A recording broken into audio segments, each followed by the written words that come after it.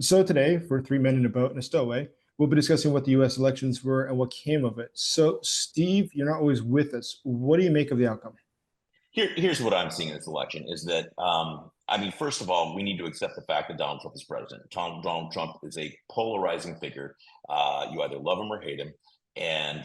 But regardless, he's now the president of the United States of America as of January 20th. And we need to figure out how to work with him if we're going to get what Ukraine needs. There is not a world that exists where Ukraine gets what it needs out of Washington, D.C., with the support of only one party. And that's something that I think Ukraine advocates have not handled well up until now, and they need to adapt.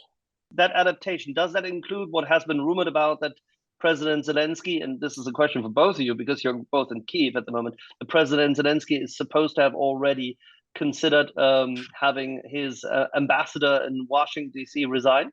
Here's what I've heard, and maybe you guys have a little bit more insider knowledge on what's going on in the Ukraine political circles than I do. But President Zelensky made an ill-advised visit to Pennsylvania during the election, and Pennsylvania is a swing state. He appeared with Kamala Harris campaign surrogates. There were no Republicans there.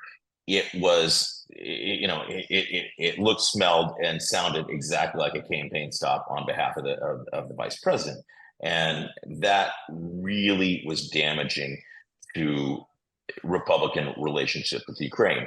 What I've heard is that the ambassador submitted her resignation letter, and Zelensky did not accept it, which Mike Johnson, the Speaker of the House of Representatives, who up until that point was a passionate advocate for Ukraine, that caused him to say, I have lost my appetite for additional aid to Ukraine.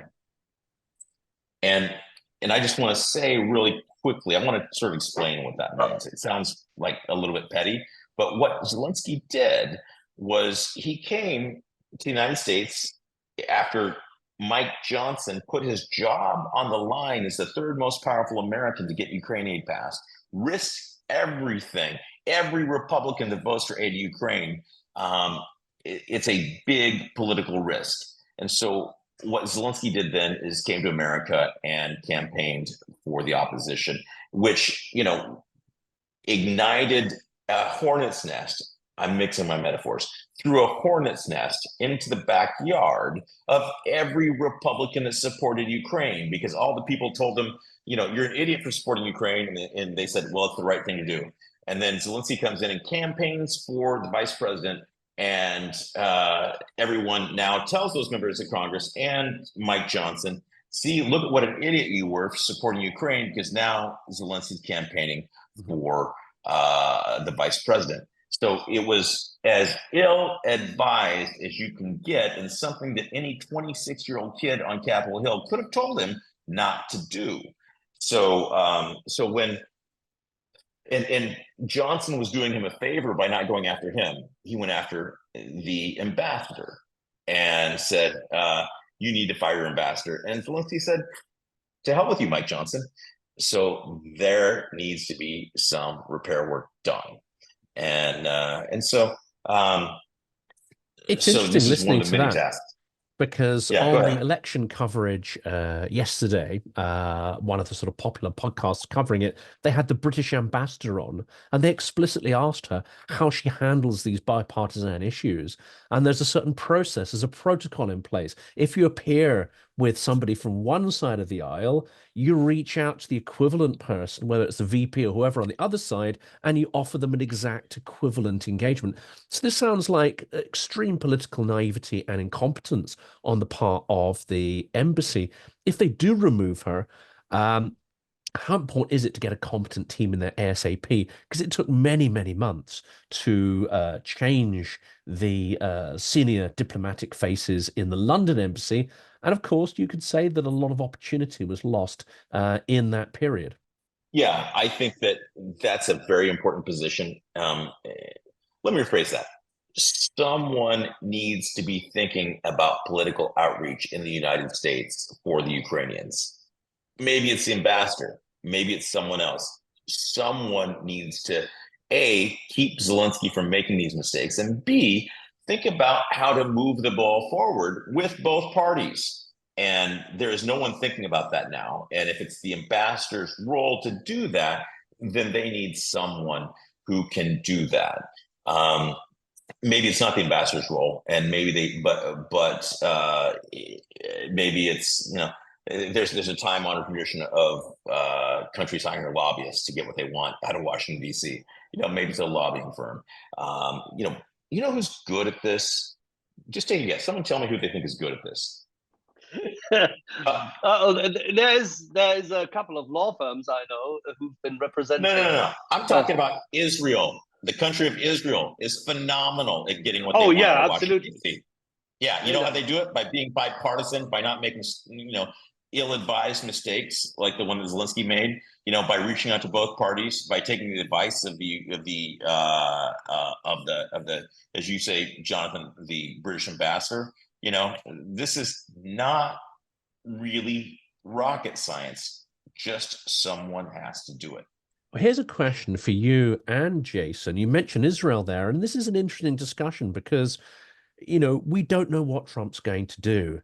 But whether it was a sort of, I called it earlier in an interview, the Sullivan Doctrine that governs foreign policy, escalation management, or whether it's Trump, we don't yet know what that policy is going to be. In either eventuality, Ukraine needs to become more like Israel. It needs to give a big middle finger to the red lines. It needs to show strength. It needs to show that it can be a winner. How important is it for Ukraine to change the way it acts? Do you actually see any signs that it's already changing the way it acts? Because there's been a month-long hiatus in hitting Russian oil and energy infrastructure.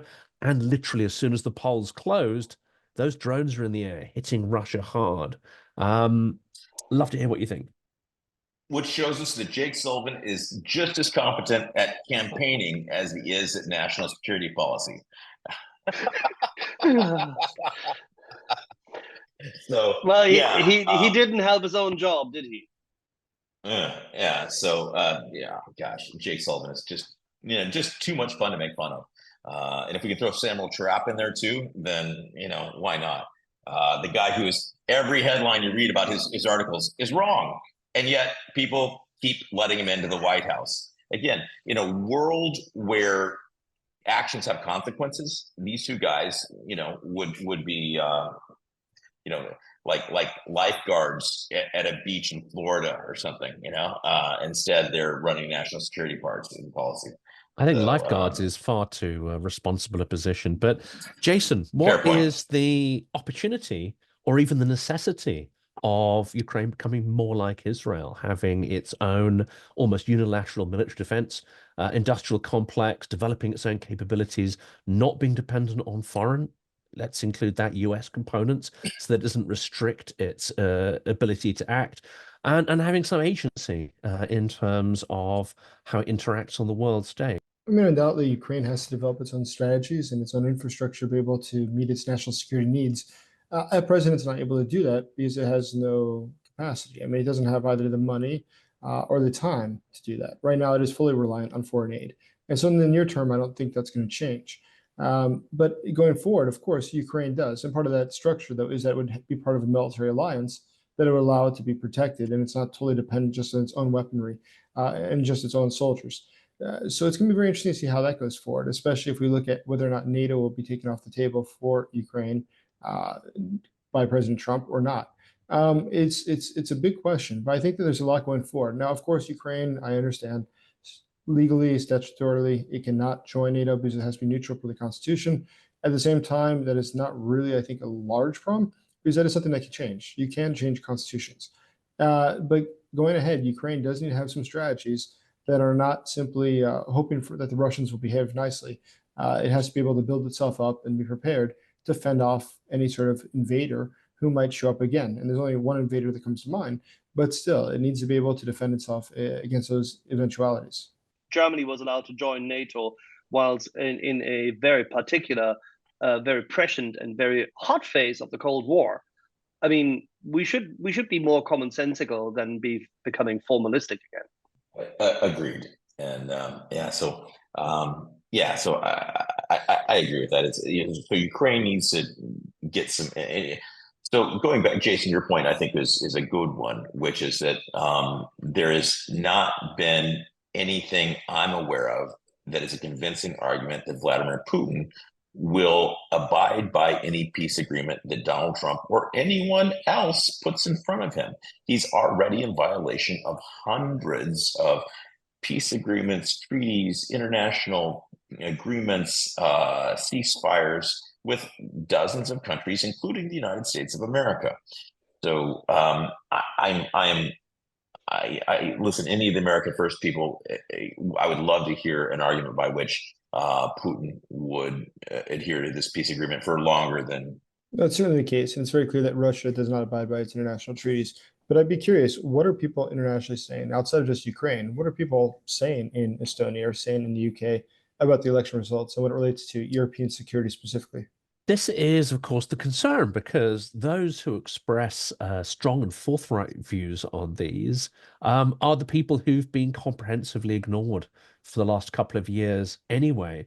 Those who see this as a global conflict in scale and see Russia's ambitions as global have already been saying this for a number of years, and already been saying that the proportion of GDP spent on defense should rise significantly to near Cold War levels. Of course, that hasn't happened.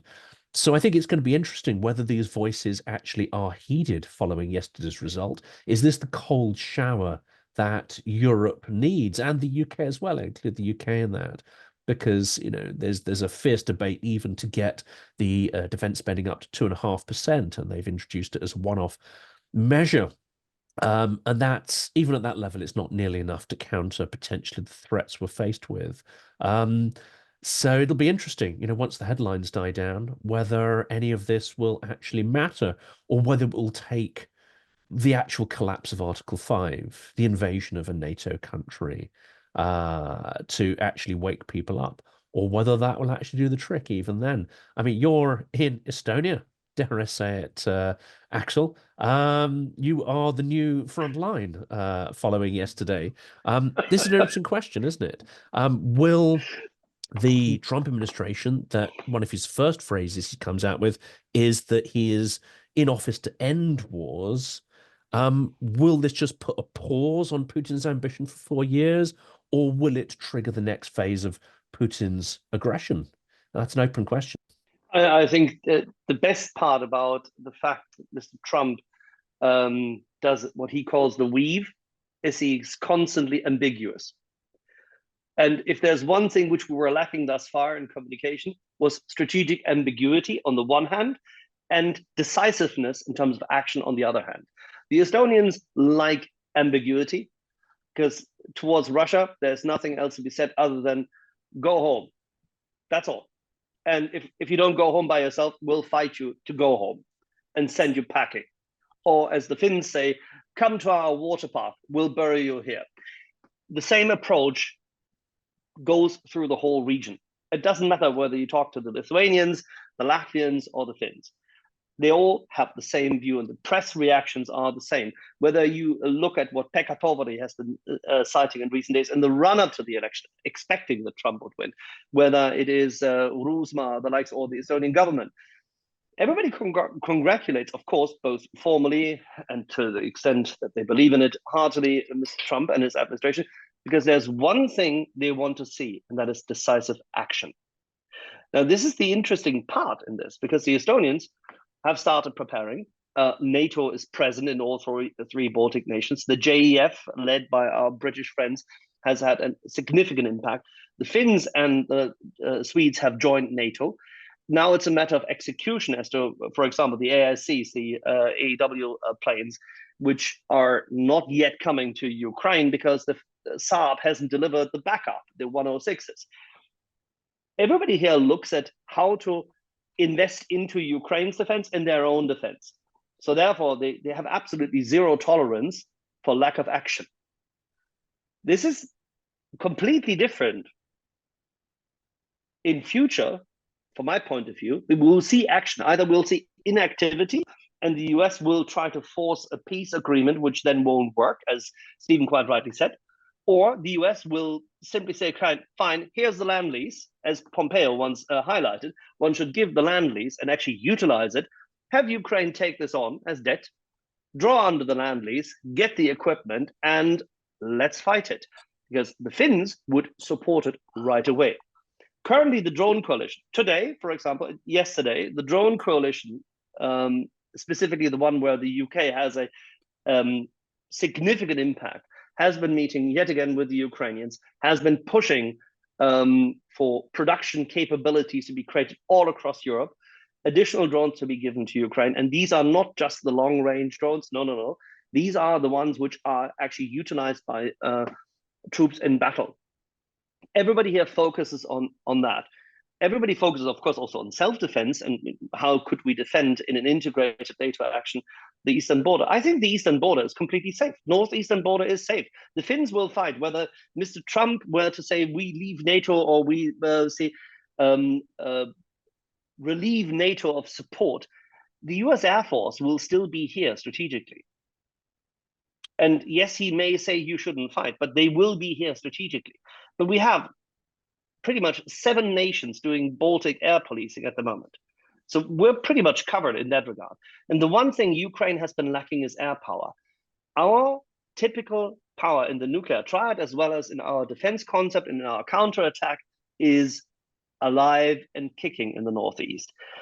We just need to make sure that Ukraine gets the same kind of kit. And that cannot work by means of small trickle-down donations of old kit. What we discussed, Stephen, old Bradleys, of which 60% don't work, for example. That's not a good batch. Strikers which come too late or with a lack of the gun. Sending the wrong strikers from the wrong Marines depot. Knowing full well that there's ones which were just about to be mothballed but haven't yet, were fully maintained, not sending that batch because it's not on the right list, sending a mothballed, also retrieving a mothballed batch, which is then sent without the right kind of guns, without the right kind of communications, all that kind of shit, that needs to stop. Yeah. Could somebody at DOD cut through the crap? Could somebody at state advocate this if Trump were to choose the right people? Yes, possible. Everybody here in the region hopes that rationality will win the day because they will say, we are willing to fight. And the Europeans here in this region are not only willing to fight, they're ready to fight. Look at the Finnish mobilization capacity in their total defense concept. There is no questions that the Finns will fight. There's a great example in Australia where this can actually work. So, for instance, they had a bunch of Taipans, and I know there were various people behind the scenes who reached out to get those transferred. Well, it turns out that they were no longer operational. Those things were knackered. But instead of just saying, okay, tick the box, move on, sorry, we can't help, they looked around and said, okay, we can't do these, but what else can we offer? And that is the source of the, I think, 49 Abrams Mark 1s that have been sent over. So rather than just ticking an administrative box, I think we now need to ask the question, well, what have we got? How can we help? How can we be imaginative and innovative rather than working as these sort of myopic bureaucrats that are not willing to do the right thing? Stephen, the question is for you. How can the US do this? You are the biggest inventory we have. You are the inventory. The EU has money, but it doesn't have the inventory. How do we get the inventory? Well, and listen, dude, our stuff doesn't work in Ukraine. And that is the M1A1 Abrams tank, which is coming from Australia, and there's already 31 of them from America here. We've lost 10 of them because Russian drones have figured out how to penetrate their armor. And This is the greatest tank of all time, and it doesn't work here. You've got 3 different drones that I have had firsthand experience of that don't work here. And I'll give you just one example. The Ukrainians have some amazing $500 to $600 kamikaze drones, and they carry somewhere between 1 kilo and 5 kilos of explosives, and they're again cheap. They're there's prolific, and they kill a lot of Russians. Now the Americans make a kamikaze drone. It's called a Switchblade 300, and some of them, about 700 of them, were sent to Ukraine. My friends in Kherson used them. And their analysis was like, yeah, they're really fun at parties. I wouldn't use them to kill Russians because they're essentially a large firecracker. And, Yes. Axel, Jonathan, do you know how much a Switchblade drone costs from America? The 300 is $80,000. Yep. I was about to say 100K. So, Yeah, in that ballpark. Yeah. Yeah. It's $57,000 to $80,000 is kind of what I've seen, that range. There's not a website where the replacement cost is somewhere in the 50s because you had some old Switchblades, but the new sensor tech, that's 80. Yeah, exactly. So those are competing with $500 Ukrainian drones that do a much better job. And so our stuff, we are not ready for the kind of war that we're seeing. And so someone needs to figure that out. And let me tell you, here is the most effective thing I think the United States of America can do in empowering Ukrainians. There are about 750 Ukrainian defense tech companies, and a friend of mine who's a venture capitalist says that you can, for $100,000 each, you can get them to a minimum viable product, and it's on average, right? So some of them, like if you're a drone company, it might cost $25,000, and if you're an AI company and you need a lot of coding or something like that, it might cost $200,000. I don't know, but for $100,000 each, or about $150 million, you can get these folks to a minimum viable product. And I'm sorry, it's $200,000 each. So let's just give them money, right? So the $200,000 times 750 companies is $150 million, which is a tiny fraction of the $143 billion that the U.S. Department of Defense spends on R&D every year. Let's just send some money to Ukraine because they need drones. This stuff is working. Our stuff is not working. Well, that's the thing. There's certain things in air power or in supplemental air defense which actually have to be developed in the region or on site and in close collaboration with the Ukrainian troops, and that is drone warfare, and that makes a huge amount of sense. There are other things where we have kit, where we have inventory, which you can deliver, ordnance, which the Ukrainians will not be able to produce as much. The 155s, they just won't have the production capacity. At least they won't be able to defend it, because whenever they were to build something real and sizable, or even distributed, it will be sabotaged, detected, attacked, but it will never come to scale. And we don't have the scale other than in the US. You have a vast capacity in the US that we need to use. The South Koreans have it. We are now seemingly in the process of using it. That's wonderful. But you can go through a list of things where the US has equipment which is really good and which should be used. By the way, you have more strikers available, which could just be taken. And you have them in Norway. And you have them available. Yes. Listen, I love Norway. I'll drive one myself from Norway to the front. That would be fun for me. But yeah, listen, there's a lot of things we can send, but the U.S. Department of Defense, I mean, what is their job if not to get weapons to a war zone quickly? And again, as Zelensky has pointed out, in the last year or so, they've gotten about 10% of the weapons that the U.S. has promised. And that's a bummer, man. Is that a DoD? Is that a DoD problem? Is that a bureaucracy problem, or do you think it has really stopped from the top thus far? Well, there's two really bad options on this. One is that the Biden administration is slow walking weapons purposely, and which is killing Ukrainian civilians and increasing the number of casualties among Ukrainian soldiers. And they're doing this perhaps to manage escalation and keep this from blooming into a world war, which is not working. And or the second possible problem with this is that the U.S. Department of Defense is just that inept that it takes 11 months to get 31 Abrams tanks from Arizona to Ukraine. And, quite unbelievable. Yeah, I really hope it's a problem with the Biden administration and that the U.S. Department of Defense starts doing things right. But Joni Ernst, U.S. Senator from Iowa, recently beat up on the Department of Defense for sending subpar body armor to Taiwan. This is not something that is only happening in Ukraine. There's a lot of ineptitude, perhaps, in the U.S. Department of Defense.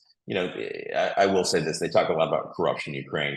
The Department of Defense has failed its last 6 audits, I believe. 4, 6, 10, I don't know. For multiple years, the U.S. Department of Defense has failed audits. So, let's talk again about Ukraine being corrupt. Yeah, no, I get that. And the OIG even found yet again that for the 4th time in a row, the Department of Defense failed to use the right kind of costing and used, again, replacement cost as opposed to what is the current cost of assets when transferring that in the second quarter of this year. And this was by, say, a sum of 1.9 billion, which is quite sizable, if I may say. Anyway, having said this, I have a couple of questions, quick fire, just very briefly. And I know that sure, yeah. more. But okay, what happens now during transition from your perspective? From now, we have November 6th. Everybody in Mar-a-Lago is waking up in some shape or form today. Mr. Trump has his first hamburger. Very hungover, other than Mr. Trump, who doesn't drink. So he has his morning hamburger or whatever he eats. And then what? His transition team is set up. Who's leading that? Who's doing that? And who are the national security counterparts in the transition team, the Ukrainians and everybody else in Europe has to liaise with? All good questions and ones that I don't have answers for. But yeah, so there's been people working on this for months, and so it's hard to tell who is in favor within the Trump administration, because at one point the Heritage Foundation had set up Project 2025, which was their effort to shape policy of the Trump administration and to create a database where they would find people to run an eventual Trump administration. But they were so ham-handed about it, it caused a rift between them and the Trump organization, because it just, when you write a 1,000-page document about what Trump's going to do, it gives the Democrats something. I mean, you can find anything in a 1,000-page document, right? It gives people things to go beat up on. It's a very unintelligent thing to do in a campaign. Let's give the Democrats 1,000 pages of things to go through and talk about how extreme we are,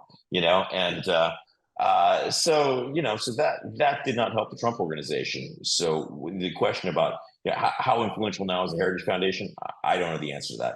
Linda McMahon, who's been a Trump supporter for a long time, has been working on this. She is an entrepreneur from the world of wrestling entertainment, and so she is. You kind of giggle there, but she's a very smart woman. That the classic idea that making more money or having made money is emblematic, that you can transfer the skill for success in this, has only been true once, and that is with Mr. Kaiser, who built the Liberty ships. Show me another entrepreneur of American descent who has ever been absolutely crucial for the development of weapon systems and military strategy in any of the wars fought and won. In the First World War, there's none. In the Second World War, you could say that Henry Ford, after having been fascist curious for quite some time, has been quite supported. You could say that a number of the entrepreneurs who worked in the, arsenal of democracy have been very successful. Fair enough, not a problem. In the Korean War, that was already a difficulty. In the Vietnam War, there are people who could not necessarily be called very successful in that regard. Listen, Axel, it sounds like you've forgotten more about the role of entrepreneurs in warfare than I will ever know. Well, let's wrap this one up. Stephen, thank you so much for joining us. And thank you also to Jason as well. We know that this is a difficult day to engage in these kind of discussions, but it is, I think, encouraging that so many bright minds are willing to try and engage with the new Trump administration and to fight Ukraine's corner. Stephen, thank you. All right, great to hang with you guys. We'll talk to you soon.